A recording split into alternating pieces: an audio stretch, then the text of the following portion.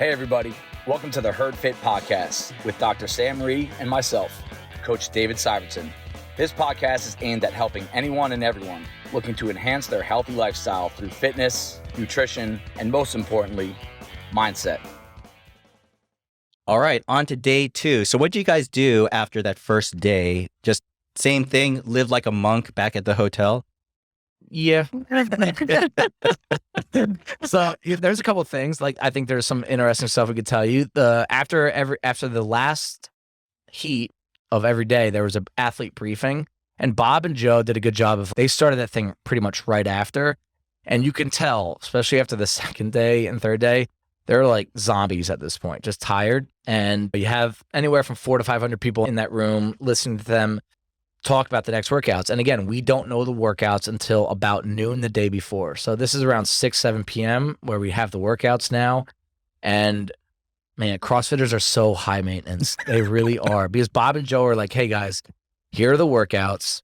Do you have any questions about flow? They went through every workout. Flow. What is the workout? What are you doing? Not standards, because they sent out a document a few weeks prior to with every possible movement we would do. And swimming was in there and all this stuff, right? But it was like 80 movements, but that's where standards are. And they're very long paragraphs about a wall ball. They go into a lot of detail. It ended up being a 25 to 30 minute meeting of people asking standards on squat. And you feel bad for them. They need to go back and recharge their batteries as much as the athletes do. And so that was what we had to do after every night, was just sit around for a little bit longer. And that was cool. We got to connect a little bit and just be like, hey, how'd this go for you? How'd that go for you? How's your body feeling? Got to talk to Dave and Britt and my coach a little bit. So that was cool. But then after that, it was basically we go back to the hotels, we eat our dinner, live like a monk, but we didn't know what time our heats were the next day ever at night. And this is where I think Bob and Joe could probably use a little bit of help, because again, you don't make the heats until you have the standings for every division. Right. Because they would reseed you. Like, the lane you were in was based on what place you were in. I see. So they had to do all the standings first, and all the scoring, they're probably usually a couple hours behind. Like, you do an event, you don't get a standing until 2 hours later. Mm-hmm. So after all the standards meeting, they go and do that. They're still running around working. And we would be texting each other at 10 o'clock and like, hey, we don't know. Let's just go to bed. And then we'll check at 1 in the morning, because we had to figure out who's going to take the car. What time are we going? What time are we coming back? So we'd wake up, and I slept like crap every night, but I would wake up at 1 or 2, see it, text you real quick. Hey, pick you up at 7:30 in the lobby. Boom. And that's kind of like what the night was every night. Mm-hmm. So let's look on to day 2. Workout number 4, news team bear fight. It was 5, 4, 3, 2, 1 rope climbs and a 50-foot sandbag bear hug carry. Loved it. Loved it. Why'd you love it? Oh, I loved it. It was just so much fun. And this is this is the day that I thought, as the day went on, I realized how amazing the programming was. I was like, okay, this is what they mean. This is getting harder. You love all the weird stuff they program. You're such a weird movement. Because they're so challenging. So if they're challenging and you can throw yourself in there and say, can I do this? That's what I love. I think you were smiling through this workout, and I saw it on the stream. I was like, what the hell is she smiling? Because it was fun. It was really... I will say the camera, they focus on the athletes that are photogenic, and smiling definitely wins you more airtime than not smiling and scowling. Let's put it that way. Noted for next year. So how heavy were the sandbags? We're like hours. Yeah. 100 I think pounds. hers was 100, mine was 150. Yeah. And was it any of it a challenge for you? You just kind of put your head down and yeah, you just grind it? Yep. I do remember asking my judge to stand underneath me as the rope climbs got harder and harder, because you get up there and you're just shaking for dear life. When did it start getting hard, the rope climbs? Second round, right? So it was 5, 4. 4 at 4? 4. Yeah, it's a lot. Yeah. Yeah, that rope climbs added up. And the asterisk they threw at our division was our first rope climb, and every set had to be legless. Oh. So that was a little bit of a different, because I like rope climbs and workouts. Like, this is where being tall helps. Like, you could really reach up there and get up there in 2, 3 pulls. But I had a really bad experience with legless rope climbs in a competition setting in 2016, and I like literally think it still sticks with me, because when I saw that, I was like nauseous going out. I was so nervous that the first legless, fine. Rest of the rope climbs, fine. Carrying a sandbag, it was such a short distance, but it does blow your biceps a little bit. Like you're hugging, you can feel your biceps, and that's really usually what goes on a legless rope climb. So I was like, all right. I told my coach, like, I'm going to chill a little bit after I put the sandbag down, and then I'll try to go fast everywhere else. And he looks at me, he's like, dude, we've done this. I'm like, what do you mean? He goes, we've done 8 legless rope climbs in a workout with other pulling motions. And that's where, like, again, a coach can help. And that was one of 2 situations where he helped me out a ton pre-workout. And he goes, take your rest, put chalk on, but don't feel like, I thought that was an event, a damage control event for me. Try not to be bottom 10. I really thought that going in. And no, like, it's just, I don't feel good with legless rope climbs. Like, I feel like I can hang on, but I don't feel good about it. And when you don't feel good amongst 40 other guys that are very fit, you start to get a little insecure. You start to get a little nervous. So that event, when I finished, I was like, wow, that went a lot better than I thought. And it helped out that the coach, but I also knew where my grip was on the previous set. You finished third. I know. I literally thought I'd be bottom 15. So where was the hitch for athletes on that one? According to my coach, and then just seeing I talked to a couple guys, when the set of 5 was fine, the set of 4 was fine, but once that third set came in, that started off with the legless, that's when people started failing rope climbs, or they just started going up so slowly. Like, my thing with legless is it doesn't look pretty, and I think one of the commentators said it, is I just try to move my hands as fast as I can. Like, I get on the rope and I just go.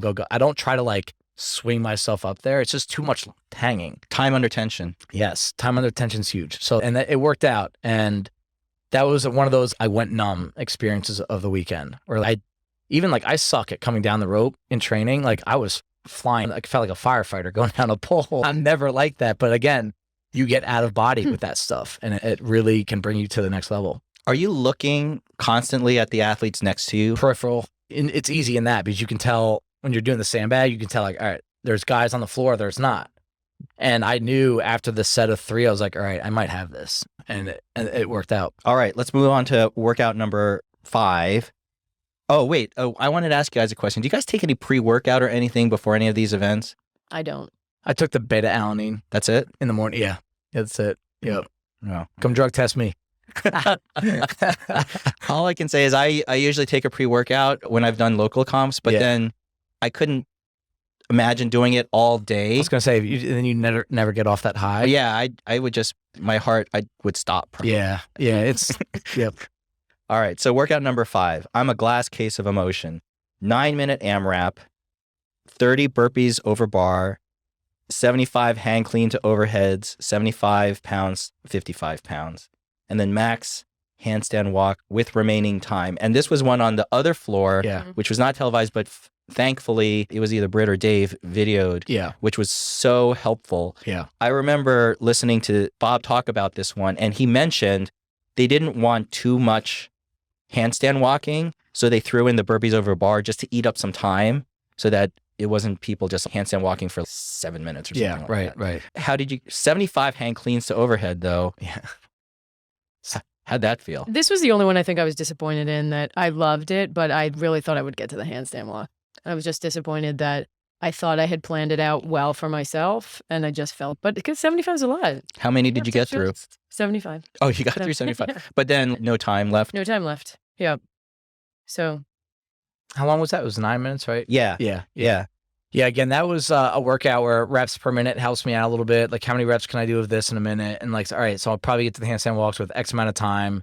But you don't want to get there in shambles. You want to be able to let it flow on your hands a little bit. Yeah. I didn't really have a plan with how many clean and jerks I was going to do. I just, like, the second it starts feeling kind of wonky, like unstable, I would just put it down. Now, the standard was you had to pause at the shoulders and then go to overhead. Yeah. Well, pause meaning the bar had to touch the shoulder. Had to touch it. As long as they touched, then you could. Yeah, you can kind of bounce. So 85 pounds is very light. 75 pounds. Oh, 75 does. 75 pounds, very light.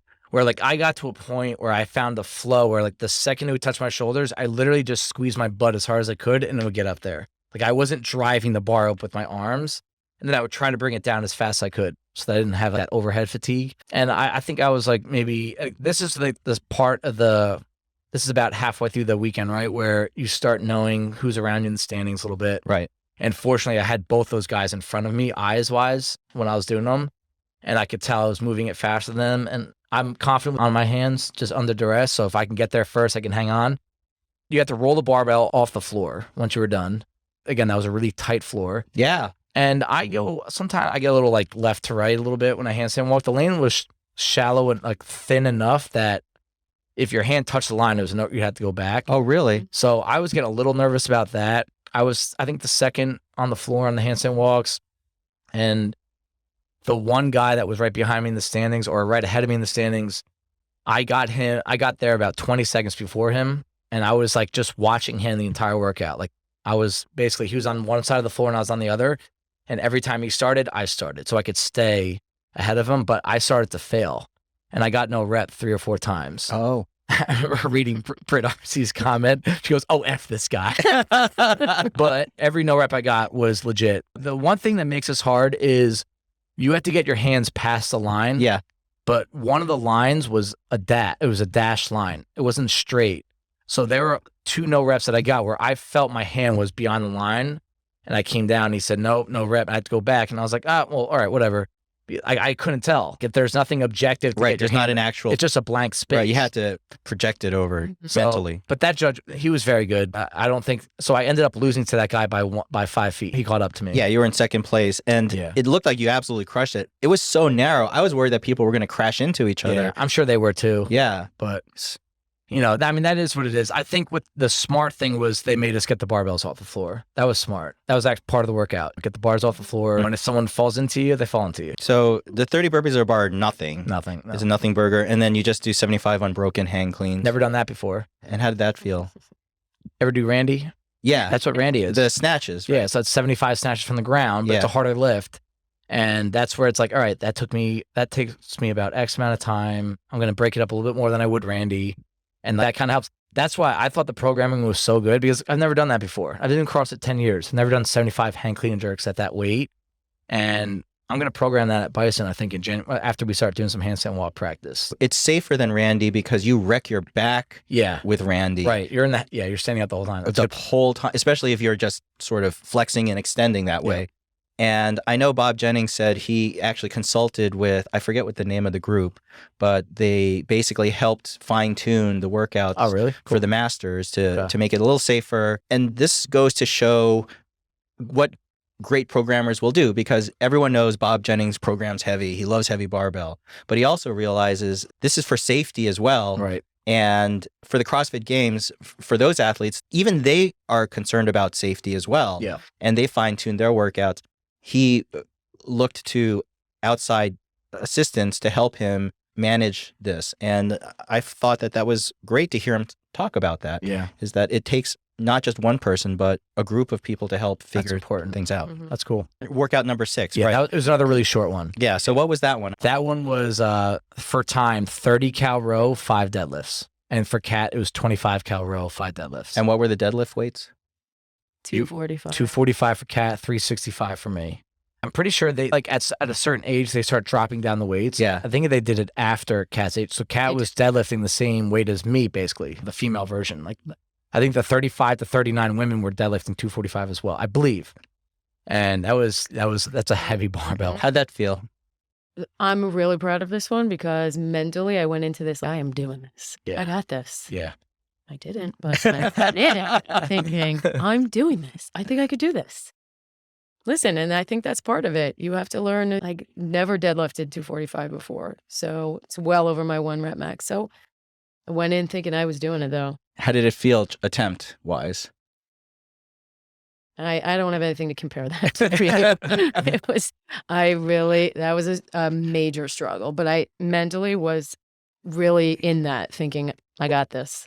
I love that. I love that attitude. Yeah, that's why I'm really proud of that one. I didn't fall apart on that one, knowing full well. Even when we were warming up, these girls are amazing. They were warming up with my 1 rep max. Yeah. They're like, come on in, Kath. Jump in. I'm good. I'm good. Okay. How'd that feel for you, Dave? It was good. It was a good event. This is where I got a little lucky with programming. There was another row, right? That was supposed to be the row of the weekend. Right. So the second one, and again, the length helps. I'm a good puller. I went into that saying there was no strategy on that because I knew, like, when you do anything for a minute, there's no strategy. You just go as hard as you can. It was speed. I remember watching this one. Yeah. They were just like running just to hit that buzzer. Yeah, yeah. That was one thing I was always afraid of because I've seen it so many times on like CrossFit memes, like tripping over your bar and you try to climb over it. But this was another good move. I don't know if anyone saw this, but that Bob did, that we had to touch buzzers. Yes. So that was like the official time marker. And that takes a lot of human error out. I see this all the time at the gym is if your judge is watching you do something and then they turn to see the clock, like that could be a second or two. That event and then the thruster ladder at the end of the whole thing, tenths of a second mattered. And you can only get true tenths of a second measure when something objective is touched, or like an ankle, like a timer that they do at the games. So That's expensive though. Yeah. Mm. And that was just a very smart move by them because I think they knew 11 events. It's not like we did 11 long WODs, right? Like you had an event that was 1 minute, 2 minutes, 3 minutes. So those margins are so quick. And I just knew going into that, there was no planning, no strategy for that workout. You just pull as hard as you can and you run to your barbell, you lock yourself in, don't be an idiot. Pick up that first deadlift, which would probably feel like the hardest one, and which it was, and then you just try to get that little, recoil at the bottom and get to that buzzer. And again, that was a cool one to watch. Just the broadcast because we all run to the rowers. Yeah. Like bad technique rowing, just like pulling it as hard as you can. Yep. Then you see like a mass of people run to the barbells, and like it was an exciting event to watch. It was very exciting to do. I wanted to win it. But then again, I look at some of these guys that are just much bigger than me. Like I think if it was a 45 cal row, I'd have a better chance at winning that. I think I came in fourth or fifth. Fourth. And At a minute 04. Yeah. 94, minute 94. Yeah. So 0.94. yeah. So I was like, hey, if I break a minute, I'll be happy. So I was right there with it. So Yeah. I mean, that's crazy how the third place finish was a minute 0.37. wow. So literally half a second. Yeah, 0.6 seconds. Yeah. That's crazy. The guy that won that event, David Rhee, I think, he was pulling. So if anyone knows themselves on the rower, his pace on the rower was 3,900. Wow, cows per hour. And he was pulling the rower so hard that the front of the rower was coming off the ground. And Sean Woodland was like, I have, in all my years of commentating, the best athletes in the world. I've never seen anything like that. And it was pretty cool. That guy did really well. I mean, give that guy credit. 6'4", 245, doing this stuff is really tough. And he won a couple events. That was one of them. It's funny because he did not place in the top 7. This is where that's what CrossFit is all about. Yeah. Right? Especially long events like this. 11 scores, right? You don't need to be the best at anything. You just have to try to be as good at a lot. Yeah. Consistency. That was day 2. So you were sitting in first place after that? I think after that, that's when I had a pretty big lead, but knowing that my bad events were still coming. So I was just like trying to get as many points as possible. So I knew the max lifts were going to beat me up pretty bad. How were your bodies holding up at this point? Two long days so far. I think we were okay after day 2. Yeah. Yeah, we felt fine. Yeah. Yeah, but I think the movements that made you really sore were day 3 and 4. Mhm. So like they wanted to, I maybe they programmed that way. Like our arms were tired, your forearms, your shoulders, but like nothing was overly sore. And then it changed. Any secret tips or tricks for recovery that you guys were doing? Just doing what we would normally do, eating well, hydrating, A lot of hydrating. using his boots. Mhm. Yeah. you know. Yeah, use the boots, stretching. Like I stretched in my room twice a day, got a good warm up in. There were times I went to an event not feeling good, but I knew a good warm up would put me in the right place. Got it. Do you take Advil, Kathleen, during any of these events? I did not. I live on Advil. That's why Yeah. I'd be a mess during any of these events because I'd just be. After day 3, I did. I took some Advil. Yeah. Yep. I would take it before I even started a comp if I was doing a local one, so I'd be a mess. All right, day 3, workouts 7 and 8. Sex Panther is 7, and then 60% of the time it works every time. And this one, wow, 4 minutes for, all right, I remember this one. 4 minutes for max snatch, rest 1 minute, then 8-minute cap, 20 toes to bar, 25 wall balls, 30 heavy double unders, 20 pull-ups, 25 wall balls, 30 heavy double unders, 20 chest to bar pull-ups, 25 wall balls, 30 heavy double unders, rest 1 minute, and then 4 minutes for your max clean. So basically, it's max snatch at the beginning, max clean at the end, and in the middle, you have toes to bar or pull-ups or chest to bar pull-ups with wall balls and heavy double unders. Heavy wall balls too. Yeah, it was a 30-pound wall ball. Did you use a 24 or 20? 20. 20 for you. Yeah, a 24 for the 35 to 39-year-old women. Okay. I remember watching, especially you, Dave, on the heavy double unders at the end. You pulled that out of your somewhere. Yeah. It was pretty impressive. I will have to say I thought that was one of the grittiest performances I saw. That was my favorite. If I had one workout. That was my favorite. That was it, even though it was sandwiched by the worst part, my worst performance. Well, I think that drove you to a certain degree, right? Yes, I'll talk about that. But so the snatch, it didn't go well. I warmed up. I was actually warming up really well, and I was like, oh, I might PR this tonight. My coach asked me, and it's funny how sometimes I do talk friendly with a couple of the guys. I'm not someone that won't talk to others, but I'm also not like everyone's best friend out there. And so, what are you snatching? I'm like, I'm hoping to hit 230. And they're like, you hurt? This is amazing to me. Like, I'm so impressed by how many athletes are snatching 245, 265. A guy in our division almost hit 300. Yeah. That's like ridiculous to me. Yeah. But so I knew it was just not going to go well. It went worse than I thought. I was pissed. I was like, F this. I went out to the floor, and that next workout could not start soon enough. I was like telling them, can we start now? Let's go. And I had the two guys next to me in the standings right next to me, which is another cool thing they do when they reseed you. You're next to the guys you're really competing with. So we run out. We all are. It's funny how we all go out and do our twist bar unbroken. We get to the wall balls. And as I'm doing this, I'm watching these other guys in my peripheral on both sides. And like I could tell they were struggling on the first set of 30 and 30-pound wall balls. I've seen 30-pound wall balls destroy very good athletes. Matt Malone, no offense, it crushes them. Like just the catching the ball. If you weigh 170 pounds, 180 pounds, it's a decent amount of your body weight that's coming at you 25 times, right? So I'm watching them as I'm doing it. I'm like, all right, I'm gonna try to make a move here. I ran to my rope on the first set to try to get in their head a little bit. That I knew if I could try to like really start pulling away from them first set, they would probably overextend themselves and then get to those wall balls every time and just really start to struggle.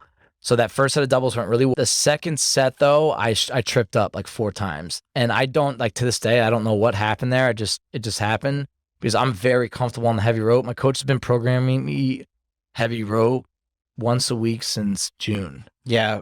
That was scary watching because we felt, and you know my history. I've had some bad double. Yeah, and I personally suck at double unders sometimes. It's a touch and go for me. Right. Yeah. So when it go, you're like, oh no. Yeah. And that was my heart was like. Okay. But I never lost confidence on it, and because I was like I don't even know, like my hands are off or something. It doesn't feel hard. I just tripped up a couple times, and then at that point, like we're all tired, and the kid next to me pulled ahead, and I wasn't nervous at all. Because I knew the wall balls were coming. Oh, you crushed him on that. Yeah. That's so impressive. Hopefully he started dying and you just banged out 25 wall balls. Like they were. And again, he started his wall. I think he was at 6 when I started. Yes. I remember his judge saying 6. Yeah. And I was like, all right. I think I did 15 and I think 20. And like I got ahead of him. And I was like, I am not letting anyone pass me on that jump rope. So I got there, took a breath and just went. And I think sometimes when you're trying to be smooth, calm, it throws you off a little bit. That third set, I got to the rope and I just started going right away and it went well. And that's when I knew, all right, it really doesn't matter what I lift. Like the fact that I'm going to get destroyed in these lifts, it didn't matter because I knew I won the event. What were your numbers, Kathleen, when you were going into it? You're like, okay, what do I want to hit on the snatch? What do I want to hit on the clean? I definitely wanted to try and PR, which I did PR my snatch. Which was? 105. Okay. So and it's good for me. And then I loved the energy of that workout. I loved having everyone like run everywhere. I loved the energy of everyone being everywhere. And then the clean is no joke because you're tired. Yeah. You only have 4 minutes is not a long time. Yeah. How many lifts did you get in for the last one? And what was your sequence? 4 maybe. And what? Well, Dave told me to just do your first safety lift, whatever you end your snatch with. So just to warm up. So that was what, 105? 105. And then? And then I did 135. Oh, you jumped to 130? No, 120, then 130. I ended at 135. Wow. Which is good for me. Yeah, that's really good for her. And how did the double unders feel for you? Because you practiced with the heavy too. I love them. That part was great for me. The whole thing was great for me except for the wall balls. Right. 20-pound wall balls. That's a lot, right? 75 of them. Yeah.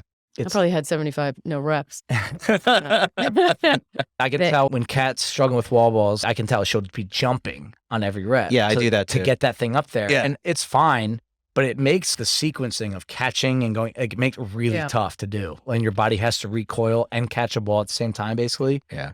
So that's one of those workouts where that wall ball can really, when it's like a decent portion of your body weight, it can really shock you. You knew going in, and even Bob Jennings said the one thing that you didn't have was heavy lift. Right. I mean, if you look at the programming, they combined that heavy lift into a single score, Right. which if I was a heavy lifter, I would say, this is bullshit, man. You should have 2 scores. We should have at least, Yeah. it should count for 2. Yep. That went my way for sure. What did you think about your numbers?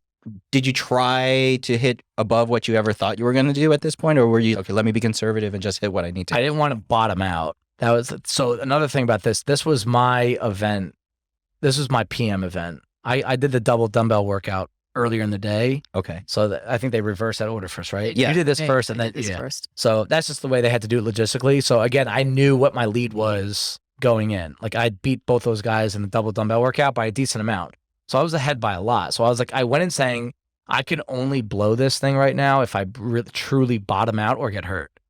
So when I knew I did my clean, I've been through this before. You do a clean after a really hard workout. The first one, no matter what, feels like crap. You're just not there. And then you put some weight on, feels a little bit better, even though you went heavier. I did have a thought of trying to go for like 305, but I hit 255 and I tweaked my knee a little bit. Sometimes when I catch something really forward, my bad knee comes up a little bit. And I put 275 on and there was like 10 seconds left. Yeah, we saw that. I'm like, all right, guys, go for it. And I put my hands on the bar. I'm like, no, not doing it. And I just didn't want to bottom out. And at that point, we only had one workout left for the entire weekend after that workout for me. Mm-hmm. I was like, don't get hurt. So I know it's a sore point for you because that was your lowest score was 15th on the 10th event, but this was 28th. yes, I got destroyed. Yeah. And your sum total was 465. Yeah. And the guy in first place, Demina Stewart, hit 600. Monster. Yeah, the guy, I watched him most of the he's a specimen, that guy. He was on the Seahawks. Mhm. Oh, was he? Yeah. What was his position? He's a wide receiver. Oh, actually. okay. He said he bulked up a lot since then, but just explosive, fast, strong, Fun to watch twitchy. for sure. Yeah. Nice guy too. Wow. Yeah. And so what is your takeaway? I know it's in your head a little bit about Yeah. thinking about it. For sure. So what are you going to do now with that? I mean, it's something like I get down on myself for. Like I did sit on the barbell and just had a moment after. I was just kind of upset. And Bob came over. And I don't want to get into what Bob said, but Bob, it was like one of those moments. Chris Henshaw always talks about the story where someone with a lot of credibility came over and said something really nice to him. It's like, wow, like maybe I do belong here. And so he came over and just said a couple words to me and nodded my head, and I respect that he did that. But I don't mind getting exposed like that in person. There's zero embarrassment whatsoever. That never enters my mind. But I know with my goal, if something like that shows up in an online format when there's thousands of people, you're screwed. And I hate saying it because I always want to instill hope in people, but you're screwed if that comes up. Do I leave there saying, I'm going to work on my snatch for the next 12? Like, I'm working on it every week. I've been working on it all year. I'm just not good at it. And there is a physical peak that I think everyone hits with certain things. And I'm not saying I'm there right now. I think there's movement techniques I can get better at, but there's a lot of give and take with my quest to get stronger at lifting, because if I put a lot of thought, effort, energy into that, I'm not sure I would make it out unscathed injury-wise. And I think it would create some shortcomings elsewhere where I couldn't afford them. That means my knee starts to hurt, less double unders, less wall balls, less thrusters, you know? Well, the one thing that's great you could take away from this is double unders have always been Yeah. a challenge, and you They've gotten so much better. pulled this one out really well. Yeah. So Yeah. that's awesome. Yeah. So, and this is why I like live competing. That's the last thing I'll say about that is like in a live event where 12 events will find the fittest person there, not 4 events online in your home gym. This is what real competing is to me. That's why I love it. Workout 9, Great Knights of Columbus that hurt. So you did this one before the workout 7 and 8, which we just talked about, but you did this in order, Kathleen. It was 14-minute cap, 50 double dumbbell front squats, 40 double dumbbell deadlifts, 30 single dumbbell squat snatches, 20 double dumbbell box step overs, and then 10 sandbag cleans. But the trick is with the 50 front squats, 40 deadlifts, and the 20 double dumbbell step overs, 1 sandbag clean every time you break, which I assume is if you put the dumbbells right. down. Yep. That's right. Oof. Mm-hmm. What was that That's a good weight? way. That's a good way to say it. What was the weight on those double dumbbells for you guys? 35 for Yeah. 50 50 for me. guys. Yeah. Again, Double same weight. dumbbells. Yeah. Ooh. Yeah. That's no joke. It was no joke. Hardest workout of the weekend. I was about to say, did you break? Yes. And where did you break? And were they intentional breaks during these workouts? I broke at 40 for the front squat. Wow, that's amazing. Yep. But I so many. 70 pounds. And that was intentionally, you're like, okay, I'm going to break at least once during this set. At that point, I thought, you know what, this is safer. You're going to have more in the tank if you just break for a second. And the sandbag, I really like a lot, and I don't have a problem with that. So I thought, let me just break for a second. And did you break because the legs were getting fatigued? my legs were tough. I might have just fallen down. Yeah. And melted. Even just holding the dumbbells was tough, though. Holding the dumbbells was a huge challenge of how you had to do it. Otherwise, they would no rep you. Yeah, you weren't allowed to do You this. you couldn't hold them up vertical. You couldn't hold them vertical, which is easier to hold. So where did they had have to hold them in the front rack? Oh, Your hand had in to full be- front rack. Yeah, basically this had to be facing the outside. Your wrist had to face out, Yeah, and you had to. as if you were doing dumbbell thrusters. Oh, I see. And one head had to be on the shoulder. And one head. Wow. What they did do intentionally was they put the sandbags away from you so that You had to then go step over the box. Step on. to get. Although they did say when in the corral when we were getting instructions, they said you can get over that box any way you want. so you just You scramble. can crawl over it. You can swim over it. Somersault over it, but you have to go over the box. All right. So there's a time penalty involved basically with doing Right. it that way. Mm-hmm. And then how about the 40 double dumbbell deadlifts for you? They were fine. You did that on So, break? yeah, they were fine. And then how about the 30 single dumbbell squat snatches? She crushed it. Those were the only ones you could break. You didn't have to. Oh, put down. You could, yeah. That She was did so well. frightening. She did so well in that movement. I just looked at Dave before that started, like wide-eyed. He said, just warm up your squat. yeah, Just start with a 25 and just be careful. yeah. Like, okay. And then the 20 double dumbbell box step overs. How did that? Oh, Those hurt so we need bad. them programmed in Bison. There was a little bit of a technique in that for sure, I think. A little bit. Because when I was practicing them, I thought for sure I was going to do a face plant. It's not, those are not easy. Mm. It looks pretty easy. I've only done them Right. once, and it was when I went to Iceland and did it at CrossFit Reykjavik, and the coach made fun of me because it's so awkward if you've never done it. It's awkward. yeah, It's awkward. yeah, they're awful. It's Awkward, and I'm vertically challenged, so Yeah. to get your leg up there also. Yeah, I think my judge was just rooting for me. yeah. I would get to 4. He's, come on, don't stop. I mean, when the box is near your inseam, that's what I always like. It's how the hell are you going to get over that? Yeah. That was challenging. So I'm proud of that one. I was disappointed I didn't get to the sandbag cleans at the end because I do like them, but I was proud of that one because it was so challenging. Wow, that's amazing. Yeah. How did you feel with that one, Dave, when you went through it? What was your plan? I had a plan to break up the squats 2 or 3 times, and go deadlifts unbroken, get myself through the squat snatches, which I haven't done in 2 years, and then try to break up the step overs once or twice. That was my plan. So I walk out onto the floor, and for whatever reason, and I rewatched this, Britt's feed, to make sure I wasn't going nuts, but that workout was like the pre-workout was so intense. And I was like, I remember like people screaming. Like, there's a lot of people watching, and again, small floor, we're on top of each other. I felt like I was like at Fenway Park, just like everyone's on top of you. And I just remember people, like these men in the stands, just screaming, not even saying anything, just like yelling. And I went back and I heard it. It was right before the event. And then, so I go out there, and this is the start of day 3 for me. So you're still kind of like halfway through the whole thing, have a decent lead. But again, when you tell me to squat a lot fast, I don't do well. That's just like my thought. I don't have confidence there. And these guys are right next to me, the guys I'm competing with. And I go out to my coach, comes up and he goes, yo, come here. I'm like, what? I'm like trying to get in the zone. He goes, winner in the last heat went unbroken. He goes, you have room for 1 break if you keep your shit tight. And I was just like trying to this is the first time I met him, trying to like be cool with him. Like, all right, cool. And I turn around, I'm like, oh my God. I remember hearing that on the feed. Like, I did not have any plans of doing the squats unbroken. Like, I've never done that. Again, cool stuff because I've never done it before, which I liked. So I go out there, I say hi to my judge. I ask him a couple things about just like, I want to make sure about the standards. I was a little confused about a couple things. We worked it out. We get out there. There's still people in the stands screaming. We're all nervous too. Like, when you do CrossFit for a long time, which workouts are going to hurt? And we just all knew this was going to be hurt. So we pick it up, squatting as fast as I can. Like, I'm like bouncing out of the bottom, which I never do. Mm-hmm. And these guys next to me aren't putting it down. I'm like, fuck, I'm not putting this down. So I get to 50. My 47th rep, I was starting to lose the grip.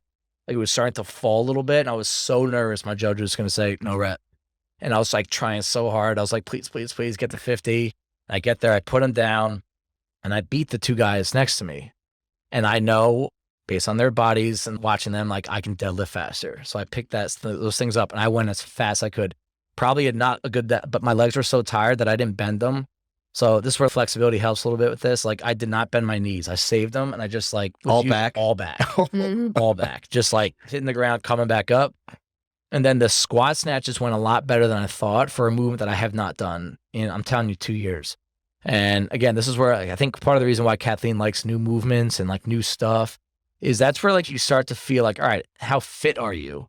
Can you adjust on the fly? Or do you need to practice things for 3 hours or 3 weeks before you can do it? And I think that's kind of like what I went to those squat snatches. I had a couple like wonky reps, but then after that, I found a flow. And again, I knew I was ahead of the guys next to me. And again, I knew they were shorter, get to that box, they're going to struggle with them. That was probably the worst I felt though, is when I got to that box, I was in shambles already. My head started to hurt. And I do them, and they're starting to slip out of my hands. I get to 12. I'm like, all right, make the decision right now. Go for it or don't. Go for it or don't. And I went for it. And I got no rep. I didn't hear him say no rep. So I finished what I thought was my 20th rep. My dumbbell touched the box. I see. And I look at him. I start dropping it, and he goes, one more. I'm like, what? What do you mean? It's literally hanging on my bottom knuckle as I'm going over, like, Brits, hurry up. And if you drop it, you got to go do a sandbag clean. So like I barely get over and I drop them. And then right there, like the one cool thing about a event like this is when you get to your next station, if you're alone or not, if the guys are next to you there. And I started doing my sandbag cleans. I think there was only one other guy on the floor with me at the time. So I'm decent at them, but it was a weird standard again. Like I'm used to just chucking them over my shoulder where you have to hold it on your shoulder with a vertical forearm. Oh. So that's the standard. I think I even got away with one. There's one where I didn't get it all the way up there and I got one. And I saw the guy next to me come up and start his sandbags clean. I'm like, oh man, I got to hurry up a little bit. I was 3 ahead.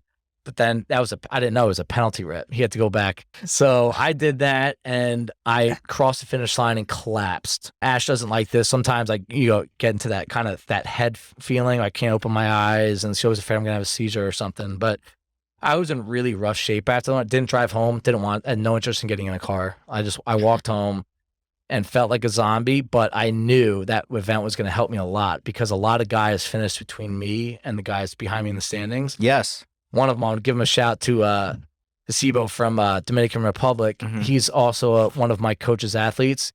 He got there and did 5 touch and go cleans, touch and go. Didn't put it down, took a break, and then did 5 more. And because of that, he got in between me and the guys behind the standings. So that helped me out a lot. Yeah, because if you look at it, you finished in second place at 729. The first place guy was in 6th place overalls, Clint Russell at 654. But then number 2, 3, and 4 behind you finished 12th, 14th, and 16th. Yeah. So that was a good one to make some ground up on. Yeah, that one helped out a lot. Yeah. That was another reason why I went into that lifting at night because I had a big lead going into it. And I just said, don't bottom out. So that was interesting. Oh, just for interest's sake, Demina Stewart, we talked about who crushed that lift. He finished 32nd on that heavy jump rope one. Yeah. And so it just shows you where people's strengths and weaknesses are. Yep. And who knows where he could have been had he had some of his other performances sort of. Yeah. And those are learnable types of skill building that you can do. I talked to him a few nights ago on Instagram and I was just like, dude, you're a sick athlete. I think he has a presence too. He's been to regionals a bunch of times. He was almost on a team that made it. And he's just like, his biggest thing, if I was ever coaching him, I was like, his ability to move lightweight and his body weight just needs to get faster. And that can be worked on. Like me, I'll never snatch what he snatches. Like but he can work on it for 2 months and he'll do it. Like I think he can go pretty far in the sport if he just gets, and he said himself, he needs more urgency between movements. Like he needs to get to a movement in a complementary workout and be like, all right, I'm fresh enough to go. You don't need to get to X amount of power before you start up again. That's the mental aspect of it. Yes. Yeah. Yep. That's important. All right. So that was day 3 and you guys probably were pretty wrecked at this point, huh? Yeah. Absolutely. How'd you feel? Wrecked. What was hurting? Legs, back, forearms. Nothing felt good. Nothing felt good. Nothing felt good the next day. But we knew that we only had 1 workout left. Well, 2 events. 2 events. But 1 workout. Right. So it was workout number 10, Stay Classy San Diego for time, 90-second cap. Oh, I liked watching this one. The thruster speed ladder, 5, 4, 3 reps at 95, 135, and 185. So 5 at 195, 4 at 135, and 3 at 185. Whew, that was fast. And then a rest for 90 seconds. And then workout number 11, Go F Yourself San Diego, which was 3 rounds, 8-minute cap, 7 bar muscle ups, 15 thrusters at 95, 65, and then a 50-foot lunge with the tsunami bag, the Smart Gear tsunami bag, which is filled with water. Yep. So it's all jiggly and difficult to stabilize. What were your thoughts going into these last workouts? Survive? Max effort? What First, we didn't even know it was a tsunami bag. That was a hidden, even when we got our briefing the night before. They said there will be an odd object. Yeah. And they didn't tell us what it was. We didn't know what it was until out there. And we weren't allowed to touch it. I don't know if they told you this, but we would be disqualified from the whole meet if we touched the sandbag before we had to touch it in a workout. Even right before our heat, being out there, if you touched the water, you'd be disqualified. I'm so interested to see what it feels like because they said it's better not to fill it all the way so it's partially filled because then it's more unstable. Yeah. What did that feel like? I know. That's what made me laugh when I first got to it. I was like, oh, this ought to be interesting. Because you really have to keep a strong midline. Yeah. And I was able to hold it differently than Dave. All right. So when you were lunging, front rack. you held it in front rack. Right. You were holding it overhead, Dave. Yeah. How did the thruster speed ladder feel for you when you did it? What were the weights for you? That's You PR'd that. Yeah. Yeah. 65, 85. 105, 115 or 115 or 125. There was a discrepancy on what that was. Yeah. You PR'd your thruster. I think the last bar was 135. Whoa. No, 125. Or 125. 125. Whoa. So what'd you get? What? I was warming up. I thought it was 115 in the warm up. So I thought, I got this. I could do this. And then the first one I failed and just looked at Dave like, what happened? This is the last set of 3? Happened? Oh, so I think we thought it was going to be 115. Yes. And it ended up being 125. So in the warm-up area, you warmed up with 115. Right. This is the last set of 3? Mm-hmm. So you got to it and you're like... The first one and just looked at him like, what happened? Yeah. You didn't tell me that would happen. And I think I only got one. At 125. Fine, yeah. That's a PR. That's heavy after you do all of those quickly. So. Yeah. Wow. And then how did the bar muscle ups, thrusters, and lunge with the water bag? Great. That was a great fun. It was great. Great way to end it. It was really hard.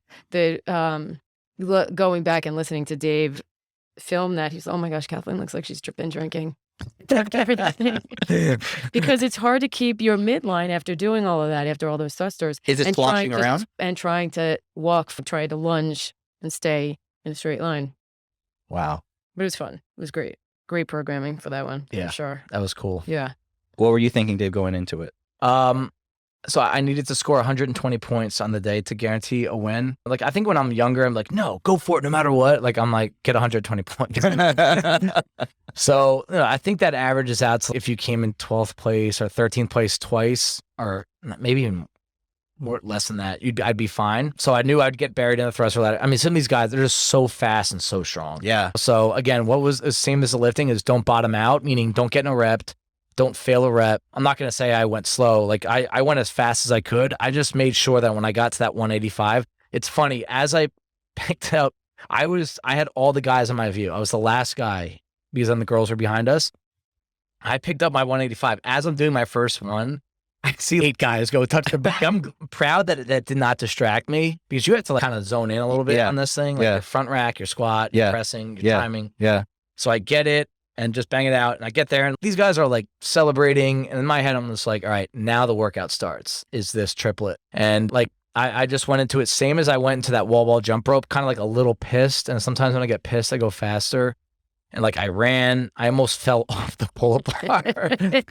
Your first bar muscle. Really? So I was so like pumped that I came up and I was like. It was almost airborne. Yeah. I almost think came he off. landed on top of the bar. And then again, I saw the thrusters, the guys in front of me, they started struggling on the second set. And again, all I had to do was stay close to them. Did I want to beat them? Sure. And I had the kid, Hadzavek, the kid that came in second. Yeah. I had him until the last set of lunges. He started like running with the thing. Like he really wanted to beat me in that event. So that I just knew again in that event, that if I was going to be somewhere in the top 6, top 7 in that event, I was going to win this whole thing. So I just got to the sandbags and I was like so methodical with how I was stepping. It wasn't hard. It wasn't heavy. It just, if you stepped a little too soon, it would slosh you a little bit, but it wasn't as hard as I thought it'd be. And I tried to say, like, don't get hurt, don't pull something on the muscle ups, like move well. And the second, like, I hit that buzzer at the end, like I knew it was over. It was a very kind of just fulfilling feeling. I think someone memified that. That's actually good. Nick Squire, just like that slamming of the button. Yeah. I'm going to use that for everything. They say you get no reps if you drop the sandbag from overhead. So again, like I come down, I cross the line, I gently put it down, and then that was it. I would like to actually see if that's a good travel workout thing for hotels, because you could just fill it with water. You could take it out on the beach. That's a good point. You could flex a little with it. Look good. Yeah. I thought that might be fun. Yeah, I think that was the inaugural display that RX Marketer put out with that thing. Like, I think it's now something that we can all buy. They used Legends to put it on display for the first time. You were in 15th on the speed ladder, and then 6th on that last triplet, the bar muscle ups, thrusters, and the lunge. And so you finished 838 points. John Hadzovac finished with 798 points.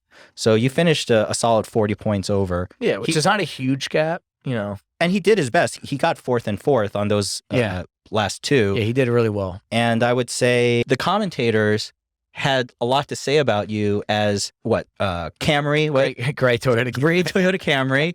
You were humble. You were very low key. You just were consistent the whole time. How did that feel? Because that really was your strategy. You were grinding the whole way through. Yeah. Not flashy. No, yeah. I'm definitely not flashy. We've talked about that before. I mean, I'll tell you what, now that looking back on it, that means more to me than winning, to be honest with you, because I know Brock can see that someday. And I do want to come across a certain way when I'm competing. It has nothing to do with being flashy, looking good, being athletic. It has nothing to do with that. It's just more how you carry yourself. So it's funny that one of the other competitors came up to me before the last day started.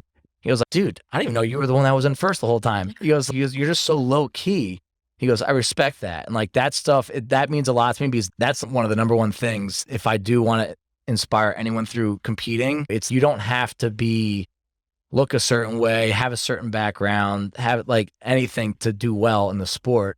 And I think what people will remember about you is how you carry yourself. They're not going to remember how fast you do thrusters. They're just not. And I've been around the other side. I remember at French Throwdown, like, I'm not going to throw him under the bus on a podcast, but one of the most well-known CrossFitters in the world right now, how he carried himself was out there, like, to me, was just disgusting. And I don't care how much he snatches. He's not going to take that to the grave with him. And that's a big part of how I want to be. If I do want to be known for anything, it's just how I carry myself. And knowing that being humble is a huge thing that's come from my parents. That is one approach. But if I was your PR manager, I'd be like, Dave, you got to be flashy out there. I know.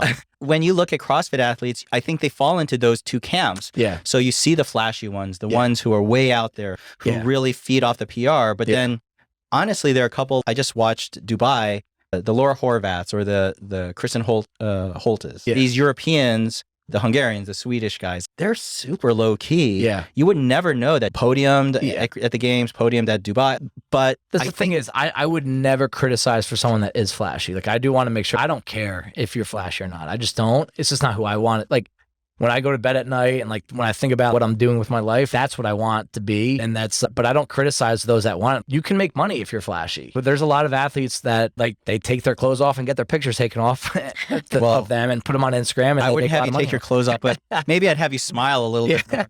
That might be about it. It's funny, like I do, like I at the end of that, like I'm having the time of my life out there. I'm smiling. I talk with my judges after, and they got that on that video. I was talking to that woman about how loud she was, and she told me she owned the gym in Las Vegas, and we talked for a while. But yeah, like I don't put a ton of thought into how flashy it needs to be. I'm so focused on I just want to win, and then I'll take care of the other stuff at a different time. And that's just how I am. What do you think me or the rest of us at Bison can take away from something like this? Because I will tell you what I took away. What I took away was, holy cow, I would be very intimidated to try to compete on this level, watching what you guys did, watching the athletes, the caliber of athletes here.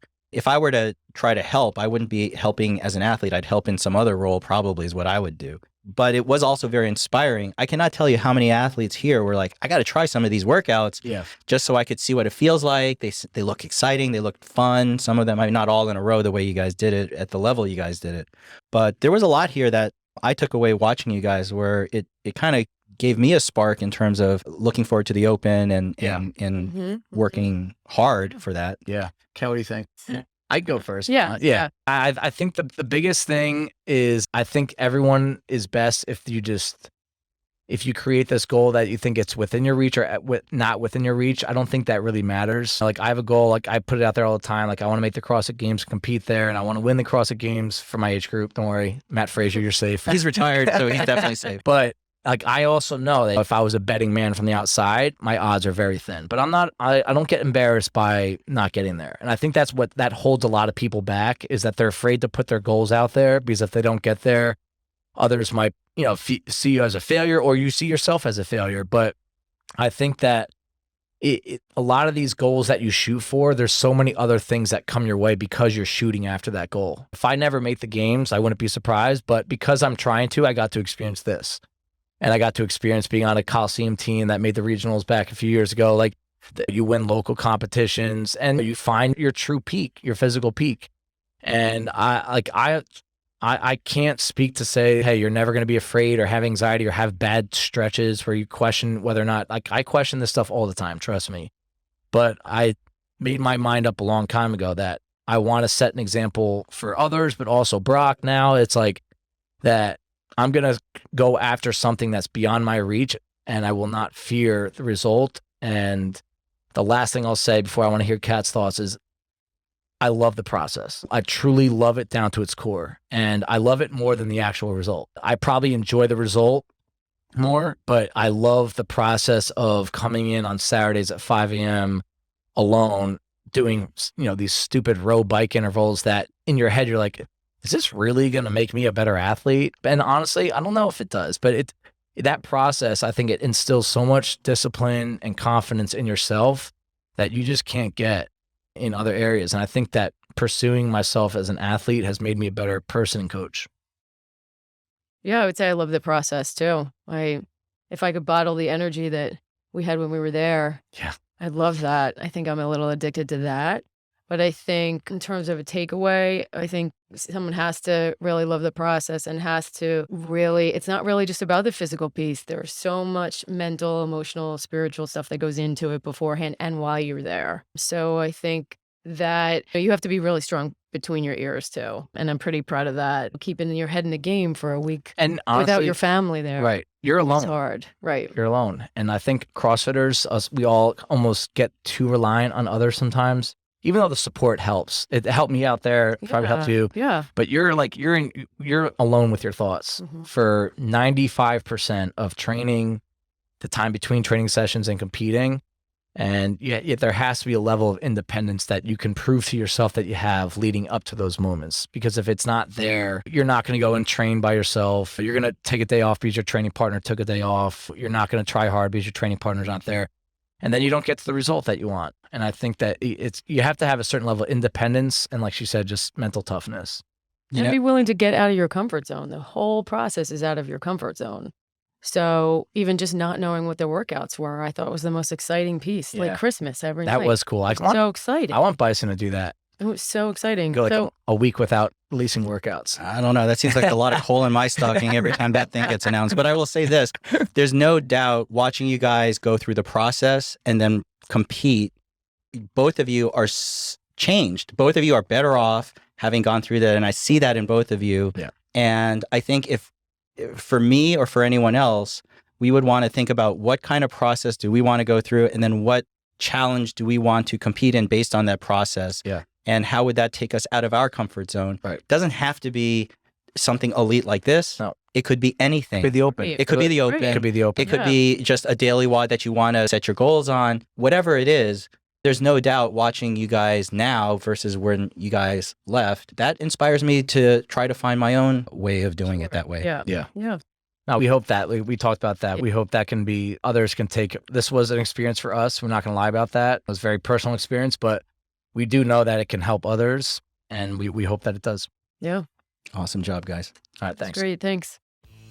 Thank you, everybody, for taking the time out of your day to listen to the Herd Fit podcast. Be on the lookout for next week's episode.